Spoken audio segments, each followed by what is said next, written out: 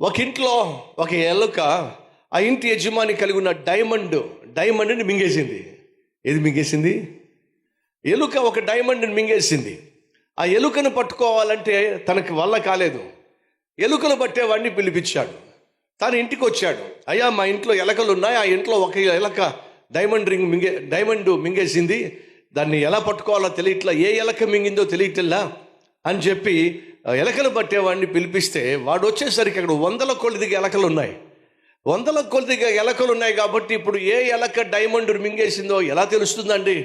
కానీ విచిత్రం ఏమిటంటే 15 నిమిషాల్లో ఉన్న 100 ఎలుకల్లో ఏ ఎలుక అయితే డైమండ్ మింగేసిందో దాన్ని చంపేశాడండి. ఆ యజమానికి ఏం అర్థం కాల. అరే, ఇన్ని 100 ఎలకల్లో నీకు ఎలా తెలిసిందయ్యా డైమండ్ ఆ ఎలకే మింగిందని దాన్ని బలి చంపేశావు, అదే మింగింది డైమండ్ ఎలా తెలిసింది నీకు? అతను అన్నమాట ఏంటంటే, అన్ని ఎలుకలు నేను జాగ్రత్తగా పరిశీలన చేశాను, ఒక ఎలుక మాత్రం మిగతా ఎలుకలతో కలవకుండా దూరంగా ఒంటరిగా ఉంది. నాకు అర్థమైపోయింది, మూర్ఖులు దీవించబడితే, మూర్ఖులు హెచ్చించబడితే, మూర్ఖులు ఘనపరచబడితే నలుగురితో కలవరు. ఏం చేస్తారు? ఒంటరిగా పిచ్చి వేషాలు వేస్తారు. ఇది ఒంటరిగా పిచ్చి వేషాలు వేస్తే నాకు అర్థమైపోయింది, ఇదే డైమండ్ మింగింది, వేసేసా. మీకేం అర్థమైంది? సహోదరులు మీరు గమనించారా? ఏమీ లేనప్పుడు ఎంతమంది ఫ్రెండ్సో, అందరితో అన్న బాగున్నావా, అక్క బాగున్నావా, అందరితో బాబాయ్ బాగున్నావా, ఎంత చక్కగా మాట్లాడతావు, ఎంత ఆప్యాయంగా మాట్లాడతావు, ఎంత సంతోషంగా మాట్లాడతామో, ఎంత కలివిడిగా ఉంటామో.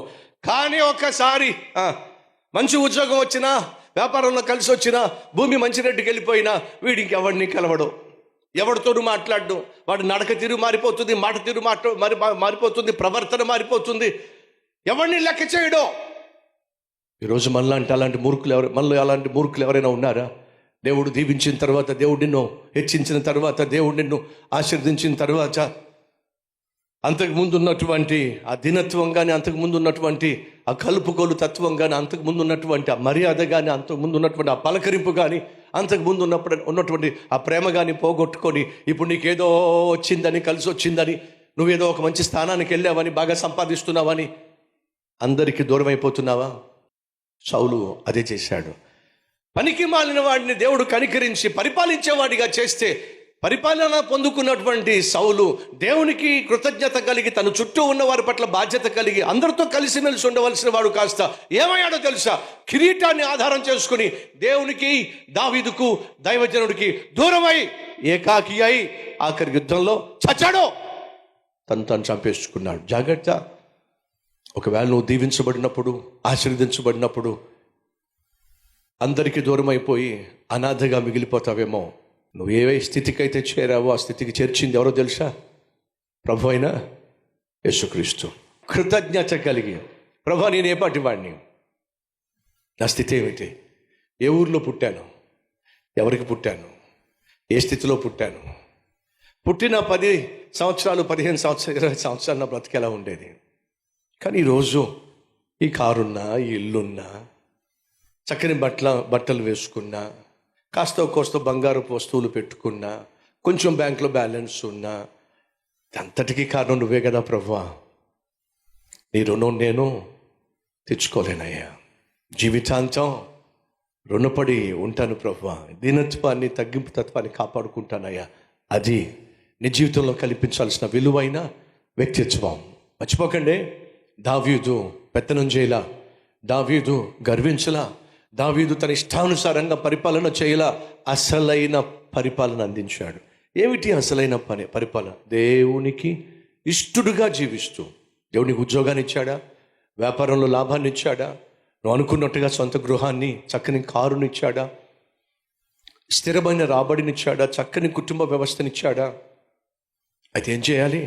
దేవుని చిత్తానుసారంగా జీవించు, దేవునికి ఇష్టానుసారంగా జీవించు. ఆ ఉద్యోగంలో కావచ్చు, ఆ కుటుంబంలో కావచ్చు, నువ్వు చేసేటటువంటి పనుల్లో, వ్యాపారంలో, సేవలో ఆయనకి ఇష్టడిగా జీవించు. ఫలితంగా నీ చుట్టూ ఉన్న వారికి నువ్వు ఆదర్శంగా ఉంటావు, నీ చుట్టూ ఉన్న వారికి నువ్వు ఆశీర్వాదంగా ఉంటావు.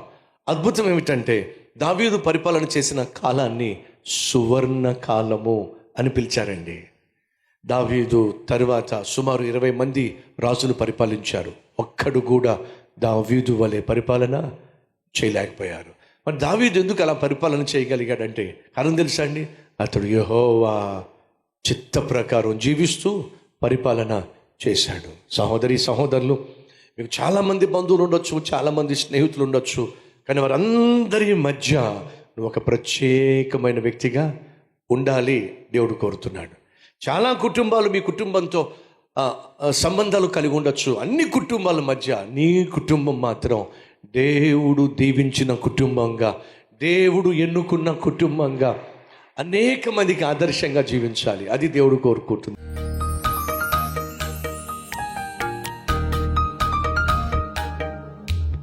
మహాపరిశుద్ధుడు అయిన ప్రేమ కలిగిన తండ్రి, అసలైన పాలన, అసలైన ప్రాంతం, అసలైన ప్రాణహితుడు, అసలైన పోరాటం, విలువైన సందేశం ఉదయకాల సమయంలో మాకు అనుగ్రహించావు. ఈ శక్తివంతమైన సందేశం విన్న ప్రతి ఒక్కరూ నాయన వాక్యానుసారంగా జీవించులాగిన సహాయం చేయమని యేసయ్య పేరట వేడుకుంటున్నాం తండ్రి. ఆమేన్.